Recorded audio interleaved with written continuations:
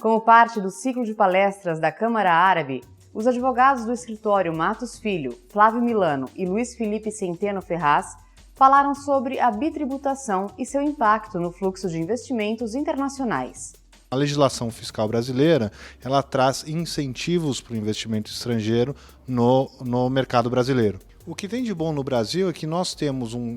concedemos em alguns casos um tratamento tributário mais benéfico para o investidor estrangeiro. Então, o investidor estrangeiro, para dar um exemplo, ele tem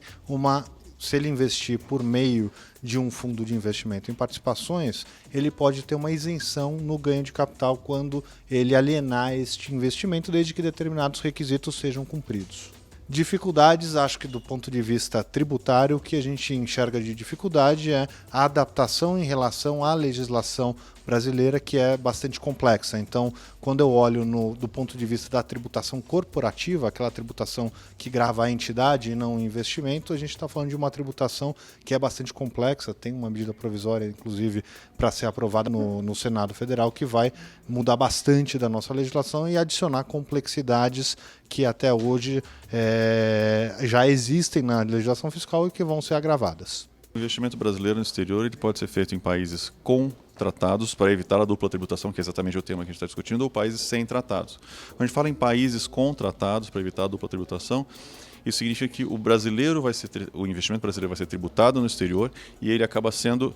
a dupla tributação acaba sendo evitada aqui no Brasil. Eu pago só a diferença aqui no Brasil, o que foi tributado lá fora para o Brasil, por conta do tratado. Ou eu acabo não pagando nada por conta exatamente do tratado, e vai variar de país a país nesse caso. A dificuldade que a gente vê hoje em dia em relação à nova legislação é que exatamente os tratados que sempre evitaram a dupla tributação naquele país e no Brasil, eles vão acabar sendo esvaziados nesse sentido, exatamente porque a nova regra ela não usa mais a prerrogativa de tratado, ela tributa um ajuste de investimento feito no Brasil, o que significa que o tratado em si fica em segundo plano, ele acaba não sendo mais usado nesse sentido. Então ele acaba não evitando a dupla tributação, que é exatamente o que o tratado gostaria de fazer. A legislação é nova ainda e as pessoas então estão tentando entender o que poderia ser feito, considerando que ela vai ser aprovada, nesses termos,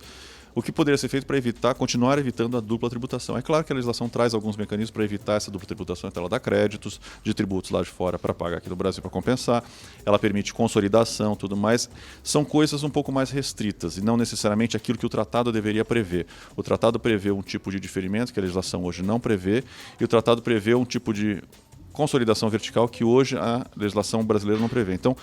você aqui no Brasil, com essa nova legislação, além de você não usar o tratado, você acaba tendendo a aumentar os controles, e isso faz parte do nosso custo Brasil, os controles internos das empresas, e você acaba usando, então, talvez a possibilidade de uso de menos créditos do exterior para compensar aqui no Brasil, que pode eventualmente aumentar a dupla tributação.